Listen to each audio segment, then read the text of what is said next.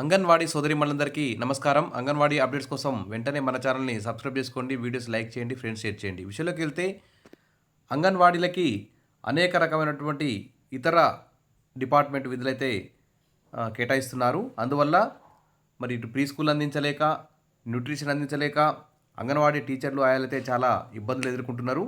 పైగా తెలంగాణలో అయితే కలెక్టర్లు తరచుగా అంగన్వాడీ కేంద్రాలను అయితే విజిట్ చేస్తున్నారు.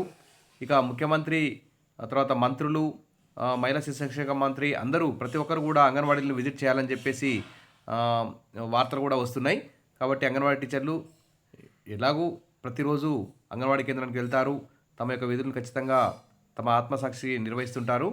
సరే, ప్రభుత్వం అయితే కొంచెం ఒత్తిడి తీసుకొస్తుంది. కాబట్టి ఇక్కడ చూస్తే సమావేశంలో మాట్లాడుతున్న కలెక్టర్ అనుదూప్ దురిశెట్టి అంగన్వాడీ కేంద్రాల్లో నాణ్యమైన విద్యను అందించాలి అని ఇక్కడ ఒక న్యూస్ వచ్చింది. సరే, ఇలాంటి ప్రకటనలు ఇచ్చే ముందు మరి ప్రభుత్వం నుంచి అంగన్వాడీ టీచర్లకి, ఆయాలకి ఎలాంటి సౌకర్యాలు కల్పించబడుతున్నాయి, అంగన్వాడీ టీచర్ల, ఆయాల యొక్క జీతాలు ఏ స్థాయిలో ఉన్నాయి, మరి అంగన్వాడీ వర్కింగ్ డేస్ చూస్తే దాదాపు సంవత్సరానికి 300 వర్కింగ్ డేస్ అంగన్వాడీ టీచర్లు, ఆయాలైతే పనిచేస్తున్నారు. అదే గవర్నమెంట్ స్కూల్ టీచర్లు అయితే 212 రోజులు పనిచేస్తున్నారు. ఇంత పని ఒత్తిడితో ఉన్నటువంటి అంగన్వాడీ టీచర్ల, ఆయాలకి రోజువారీ కూలీ కూడా పడనంత తక్కువగా గౌరవ వేతనం పేరుతో శ్రమ దోపిడీ అయితే జరుగుతుంది. ఫస్ట్ అంగన్వాడీ టీచర్లు, ఆయాల యొక్క జీతాలని పెంచే విధంగా కలెక్టర్లు కానీ, ఐసీడీఎస్ అధికారులు కానీ ప్రభుత్వానికి సూచన చేయాలి. ఇక అప్పుడే అంగన్వాడీ కేంద్రాల్లో మరి ప్రీ స్కూలు నాణ్యంగా అందించడానికి అవకాశం ఉంటుంది. ఇక్కడ చూస్తే కలెక్టరేట్ సమావేశ మందిరంలో శుక్రవారం ఐసీడీఎస్ అనుబంధ విభాగాల అధికారులతో ఏర్పరిచిన సమీక్షా సమావేశంలో ఆయన పాల్గొన్నారు. హైదరాబాద్ జిల్లాలోని అంగన్వాడీ కేంద్రాల్లో పిల్లలకు గుణాత్మక విద్యను అందించాలన్నారు. జిల్లాలోని 5 ప్రాజెక్టుల పరిధిలోని అంగన్వాడీ కేంద్రాల్లో మౌలిక వసతులు మెరుగ్గా ఉండాలని సిడిపిఓలు, సూపర్వైజర్లు నిరంతరం పర్యవేక్షణ చేయాలన్నారు. పిల్లల ఆన్లైన్ నమోదు ప్రక్రియ నిబద్ధతతో చేపట్టి హాజరు శాతం పెంచాలని సూచించారు. అన్ని కేంద్రాల్లో పిల్లలకు బలవర్ధకమైన ఆహారాన్ని అందించాలని చెప్పారు. మరి బలవర్ధకమైన ఆహారాన్ని అందించాలంటే ఇప్పుడు మంచి మెనూ ఉండాలి. ఆ మెనూకు తగ్గట్టు మెస్ బిల్లులు కూడా వెంటనే విడుదల కావాలి. అంగన్వాడీ కేంద్రాలన్నింటినీ సొంత భవనాల్లో నిర్వహించాలి, అన్ని సౌకర్యాలు కల్పించాలి. అప్పుడే ఈ న్యూట్రిషన్ అనేది సక్సెస్ అవుతుంది. తర్వాత ఎత్తుకు తగ్గ బరువు, లావు ఉండేలా చూడాలని, సేవలు అందించడంలో పిల్లలకు తల్లి భావన కలగాలన్నారు.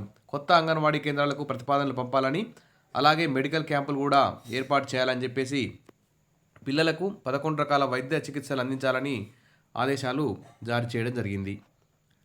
ఇక చూస్తే పిల్లల పౌష్టికాహారం బాధ్యత ప్రతి ఒక్కరిది అంటూ మహబూబ్నగర్ జిల్లా కలెక్టర్ అయితే ఇక్కడ గోడపత్రికను ఆవిష్కరిస్తూ కలెక్టర్ విజేంద్ర బోయి అయితే అన్నారు.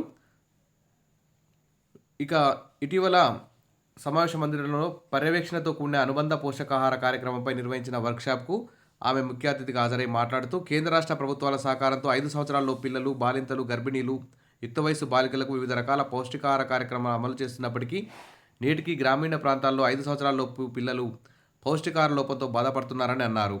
దీనికి కారణం ఏంటంటే ప్రభుత్వం బడ్జెట్లో మరి అతి తక్కువగా నిధులు కేటాయించడమే ముఖ్య కారణం.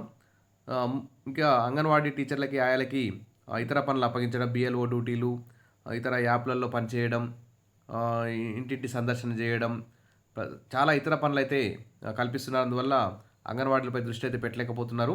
ముఖ్యంగా అతి తీవ్ర పోషణ లోపం, బరువు తక్కువగా ఉండడం, వయసుకు తగిన బరువు లేకపోవడం వంటి కారణాలతో అనేక మంది చిన్నారులు ఆరోగ్యపరంగా ఇబ్బందులు ఎదుర్కొంటున్నారని, దీన్ని తొలగించాల్సిన బాధ్యత అందరిపై ఉందని అన్నారు. ఇక ప్రభుత్వం పర్యవేక్షణతో కూడిన అనుబంధ పోషకాహార కార్యక్రమాన్ని చేపట్టడం జరిగిందని, దీంట్లో భాగంగా 5 years లోపు పిల్లల పోషణ, ఆరోగ్యం, పరిశుభ్రతలపై దృష్టి సారించడం జరుగుతుందని తెలిపారు. ప్రతి నెల మొదటి తేదీన అతి తీవ్ర పోషణ లోపంతో బాధపడుతున్న వారు, అలాగే బరువు తక్కువ, వయసు తగిన బరువు లేకుండా ఉన్న పిల్లల పర్యవేక్షించాలని, వారి బరువులను క్రమం తప్పకుండా రికార్డు చేయాలని అన్నారు. వచ్చే నెల నుండి జిల్లా, మండల స్థాయి అధికారులు అంగన్వాడీ కేంద్రాలను సందర్శించి పిల్లల పెరుగుదల, నమోదు సక్రమంగా జరుగుతుందా లేనిది పర్యవేక్షించాలని చెప్పారు. అంతేగాక వారి వివరాలను రికార్డు చేస్తున్నది లేనిది కూడా దగ్గరుండి పరిశీలించాలని అధికారులను అయితే కలెక్టర్ గారు ఆదేశించడం జరిగింది. ఈ విధంగా మరి అంగన్వాడీ కేంద్రాల మీద పర్యవేక్షణ అయితే పెరుగుతుంది. అంగన్వాడీ టీచర్లు కూడా జాగ్రత్తగా రికార్డ్స్ మెయింటైన్ చేస్తూ మంచిగా ప్రీ స్కూల్ నాణ్యమైనటువంటి పోషకాహారాన్ని అందించడానికి ట్రై చేయాలి. కాంట్రాక్టర్ల నుంచి నాసిరకమైన సరుకులు వస్తే వాటిని తీసుకోకుండా రిజెక్ట్ చేయాలి. లేకుంటే ఉన్నతాధికారులకు ఫిర్యాదు చేయాలి. అప్పుడే క్షేత్రస్థాయిలో అంగన్వాడీ టీచర్లు ఆయాలపై ఒత్తిడి లేకుండా ఉండే అవకాశం ఉంటుంది. Wish all the best. మరిన్ని అప్డేట్స్ కోసం మన ఛానల్ని సబ్స్క్రైబ్ చేసుకోండి, వీడియోస్ లైక్ చేయండి, ఫ్రెండ్స్ షేర్ చేయండి. Thank you.